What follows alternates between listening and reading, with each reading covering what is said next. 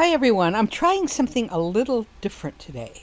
I've been kind of taking some downtime, and during that downtime, I have been listening to some YouTube videos that are, I like to think they're educational and giving me a new view of life, but to be honest, they're pretty entertaining. These are called reaction videos, and some of you, of course, know what they are. This is where someone who is an expert or knowledgeable in the field will look at videos and give you comments, so you get to know like what's behind the scenes. So for example, NatalieLawyerChick is a criminal lawyer in real life, and she gives you the background on videos that about criminal trials and criminals, and gives you the legal background, saying this is what I would do, this is what lawyers should not be doing. Really fascinating if you want to find some ways to amuse yourself if you're in downtime and if you can't go anywhere. Personally, I find a lot of these are more entertaining than television. As another example, let's look at 74 Gear. This is Kelsey, who is an airline pilot.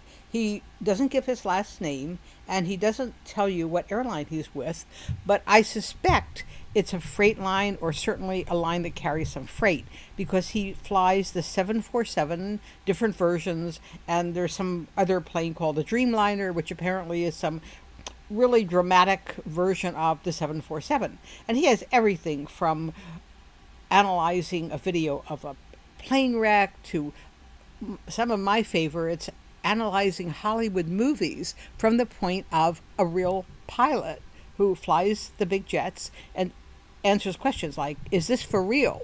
So when you hear on one movie, the tower is talking to the pilots and say AA-23, runway 24 left, he'll say, no, that can't happen, because they would never say AA. They use American, the call sign, and you can't have a runway 23 left for these and these reasons. So if you're into that kind of thing, it's fascinating. So I thought, okay, what can I do that would be a reaction video? So I said, well, let me take a look at an article about storytelling. So I found one. This is actually part of an article from a company called singlegrain.com. To be honest, I don't know anything about them. I probably should. They seem to be extremely successful. What they do is, what they did in this article was talk about storytelling and how it can be used for business. So I thought, okay, let's see what part of it makes sense based on where I'm coming from and what doesn't. This is part of an article. This part is called 5 Principles of Storytelling. And they're saying you need to market your services with impressive storytelling. And my approach is somewhat different, partly because the audience that I market to is not big businesses, but small solopreneur type businesses with services. So let's start with what are their principles. The first thing they say is choose a relatable main character. And I would say that's really not bad advice at all, because your protagonist is someone that your audience will identify with, ideally.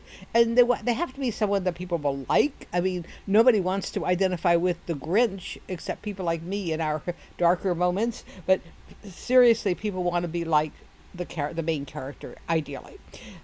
So you want someone that people can not only like, but they can say, I could imagine myself in that position. And that's even more important if you are a storyteller for a solopreneur type firm where you offer a service where you are the brand. I would modify that slightly, though, because I would say choose a character who is operating in the world that you are targeting. So if I want to reach financial planners, I would write a story about financial planners. Again, it doesn't have to be exactly on target with your audience, but in the same area. So for example, if I'm writing stories about financial advisors and financial planners and accountants and perhaps statistical consultants, then I'm going to be relating to people who are not astrologers or healers in many cases. I might, but I need to be aware of that. So if I want to attract one type of client, I will try to make the story about them. So they go through, they've got some good stuff here. The backstory, which I talk about also. Parables, I'm not sure what they mean by that. Character plans, character flaws, polarity. This is, I don't know, this is probably a little more than you need, but it's not really a bad way to get started. So the storylines, loss and redemption, amazing discovery, telling a secret, and third person testimonial. I use the similar types of stories, but different versions of those stories. And I would say I would not necessarily follow any particular storyline because it's there. Pick a storyline that makes sense to you and your story archetype, which I talk about elsewhere. That's really critical to what you're doing. Number 2, put the best elements in the beginning of your story. They're mostly talking here about headline, and I have mixed feelings about this. Definitely you want an intriguing headline, but I'm not sure what they mean by best elements. I would say you want to do 2 things with your headline. One, of course, is to arouse curiosity, and secondly, help people self-identify as someone who's interested in the topic. But you'd have to think about whether a certain type of headline makes sense with who you are and your archetype. So here, someone named Melissa Griffin, I'm pretty sure she's a celebrity archetype, but I could be wrong, says how to earn $1,000 from your blog in the next 60 days. That's actually not bad. That's a reasonable goal that you might have, and actually almost anyone could use that. But how about something like how I started earning $100,000 per year? That's really getting into celebrity archetype land. That will be too strong for some markets and for some business owners, because people are going to say, well, wait a minute, this is going to be another one of those miracle stories, and people may not relate to it because it's something that they could not do. So I would say be careful about those extremely strong, powerful headlines, because just because you achieved an amazing result doesn't mean that others can follow you. There may be real barriers to other people imitating you and doing what you did. And additionally, it could backfire because people will either not believe you because your result sounds too amazing, or they may resent it because it's like, wait a minute, I couldn't do that. Why are they telling me this? Number 3 is to create conflict. And this is actually a pretty good section. What they're saying here is you can use a formula. You can say things like the goal, motivation, conflict, and disaster. I don't know. I don't think you need a disaster. My suggestion would be definitely have some suspense and some conflict in your stories. Again, depending on the kind of story. Sometimes you have a story where there's no real conflict. There's more of a gentle aha moment. But if you are going to have conflict, I would say it could evolve naturally from what you're doing. However, I want to point out that while these are elements, you wouldn't necessarily introduce them in this order. If you're starting a business story, you want to start it with a conflict, not necessarily the goal. You want to start out in the middle of the story. So let's say you're a professional organizer, and you might start your story with, Judy was frantic. For the 4th time this year, her desk was so cluttered, she couldn't find the electric bill. She was facing either a huge penalty for a late payment or even the possibility of an embarrassing electrical shutoff. That would be a good start to a story for an organizer. And of course, that gets your attention. And then you go on and say something like, Judy's desk was I hate to use the word disaster, but I know I've had desks that are disasters, so not a bad way to describe it. And Judy not only had problems with her electric bill, she had problems with her credit card bill. She had problems with all these other bills she wasn't paying because she couldn't find them. An opening, you then talk about, clearly she's motivated. You don't have to explain it. That's a sentence or two. And what's the conflict? What's keeping her from doing it? And then this is where, when I talk about backstory, my own version, we say, okay, what is keeping her from doing this? She's never been organized in her life. Maybe she was brought up to not be organized. It never occurred to her that there's a way to organize your desk so you can find things. And actually, an answer to this might be she may be the kind of person who is never going to have an organized desk like me, so she might as well go online and set everything up so it'll be paid for her. That's a perfectly okay solution as far as I'm concerned. But that's the conflict, that she's in pain because she can't pay her bills, because she lost her bills. She can't find her bills. And why can't she solve the problem herself? We go into that, and then we could also go into what else she's tried, because if we're looking at her backstory, because that makes it a really nice way to segue into what you offer. So we say she tried all these minimalist systems and they just didn't work for her. She tried reading a book. She tried feng shui. She tried this, and then you say, well, we introduced her to a planning system, which included putting as much online as possible. And then I do not agree that they must fail. This is what they're saying. And I do agree, as you see, I agree with them. They say when we first see them, they have an issue or a problem that's meaningful to them. And I do not agree they have to fail. It could be a significant problem that bothers them, but you don't absolutely have to fail. For example, Judy eventually pays her bills and she's still got the lights on. And then you've got different ways to create conflict. This is actually a very nice section. I tend to follow the second one here, raising the complications. What I like is the story when you have, for example, Judy, we're back to her desk that's a disaster. And Judy, first she tries this and this. But now that she's got this done, she now has a new problem. Or maybe you think she's made things worse inadvertently. So that's the kind of story I would most likely tell. But you could have something where she raises the stakes, where it goes beyond having the lights shut off. There might be all kinds of... Understand the relationship between listening. And what this seems to be about is identifying an audience that is receptive to you, looking at the obstacles to listening.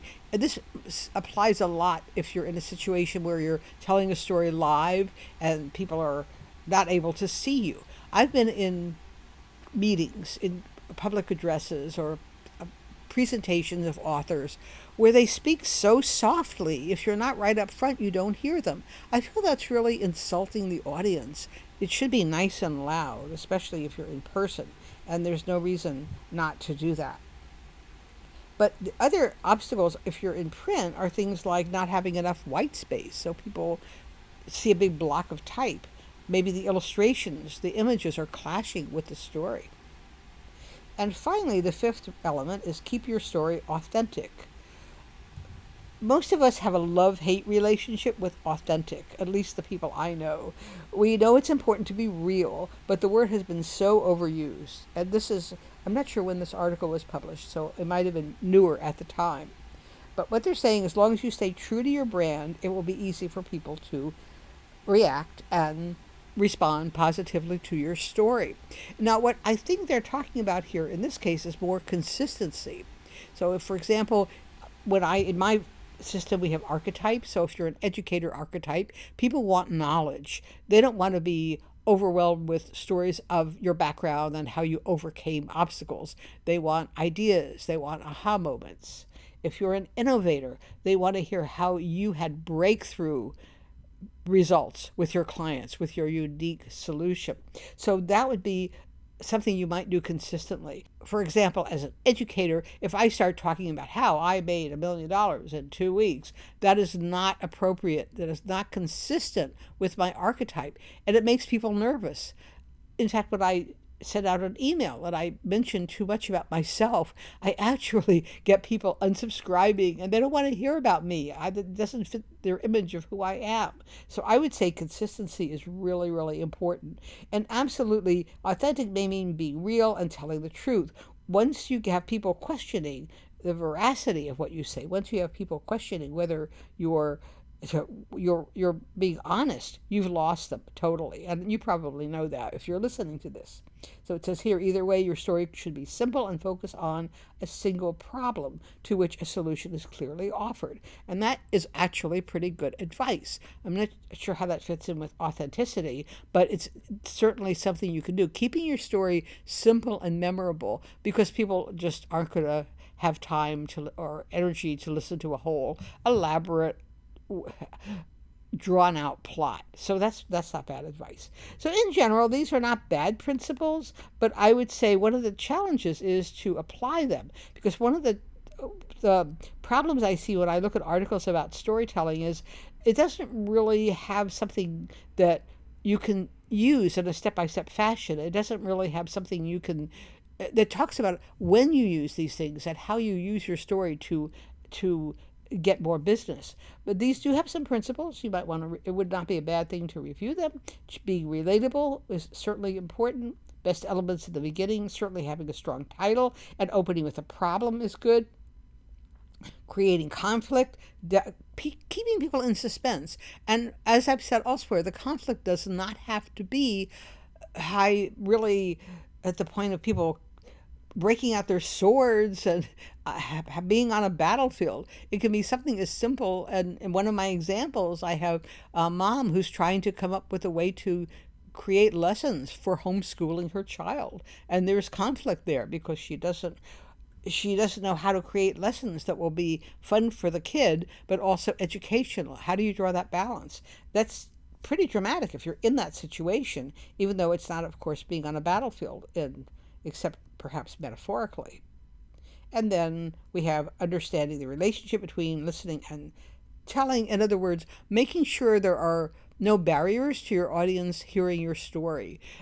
Choosing your audience, picking the right story for your audience. And I've talked about that also, the fact that I once used a football analogy when I was giving a talk to a group of tech guys, thinking Philadelphia had just won the Super Bowl. There was no reason why I would not expect a group of males in their 20s not to be on top of football.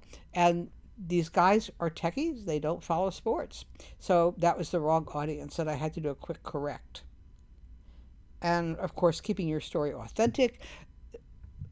Authentic is one of those words that can be problematic, but definitely be consistent, make it easy to understand, and above all, make it something that will not raise the slightest suspicion that you are not telling the truth. If you suggest even slightly, you make an error that someone says, no, that couldn't happen, then, as you know, you're in deep trouble in many cases.